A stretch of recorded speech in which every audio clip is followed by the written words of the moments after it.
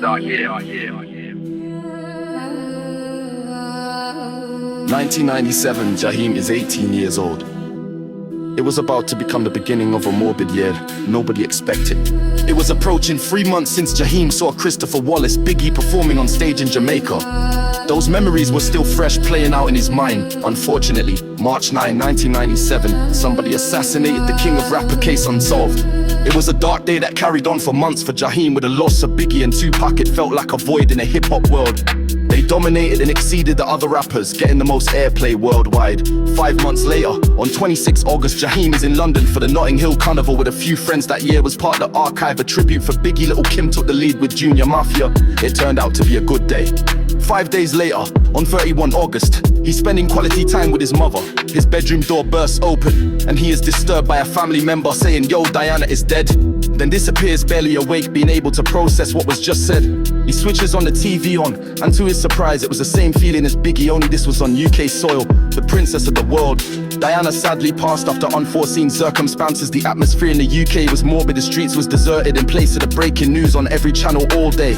Until the report filtered the whole world, Jaheim remembered she had a heart of gold. A life dedicated to doing good things for others. Her time was well spent on earth. Then 5 days later, the 5th September, as people was coming to terms with Diana's death, breaking news this time. The passing of Mother Teresa.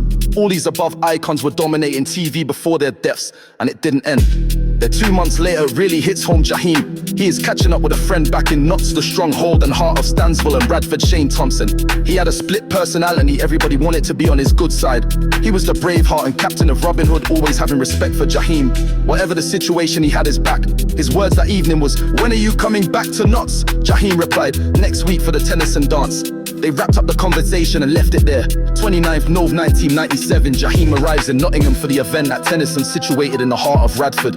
He greets a few friends outside the club from State and S and asks for Shane, who was absent at the time, chilling with a girl from the neighborhood. After a short conversation, he walks into the club, and as he enters, he notices gang members from the opposite side to the city. An unnatural, hairy feeling in the air. They really left their comfort zone to be behind enemy lines. There was a bad feeling that something was cooking, a real sense of tension, hoods and masks. It was difficult to distinguish who or which part of the triangle was who. Ja doesn't notice many from Radford or Stansville. So he decides to walk back outside, speaking to someone arrival, knowing deep down something is about to go down. With it still being early, a few of Jaheim's friends page him, telling him they're picking him up outside the club. They decide to go to a nearby town called Derby until the club back in Notts picks up. A few hours later, they leave Derby, making their way back to Notts. En route, they receive a call saying, "You man, look sharp when you come back. It's kicked off with the triangle, one of the man them got it." At that point, nobody knew what to expect on arrival. It was like a war zone. The person missing from the hood was unknown at the time. 30th November, it's now around 6 AM. Things settled down with just silence in the air. Everybody couldn't believe what took place the previous hours. One of the boys received a phone call from his mother saying, "It's Shane, he's dead." For a moment, it was shocking that there was only one real Shane from the hood. It couldn't be that Shane, the leader of Radford and Stansgone Overnay. The 6 AM news came on announcing the death of Shane Thompson. Notts changed within hours without no delay, retaliation. And revenge started. The leader of the villain, Radford, was now gone. Filtering the hearts of the hood city council leaders called for calm in the city. Between the triangle, inviting the gangs to join them at the concert hall in the middle of the city centre to try to take back control of the city, calling for a truce. Between the triangle, those days gangs sprayed walls like a trophy to say 1-0 like a torment, showing how many gang members had been murdered. And for the next few years, the war continued between the triangle, eventually dying out with a sense of no leadership. It's only then when Ja realized what his father said in the past.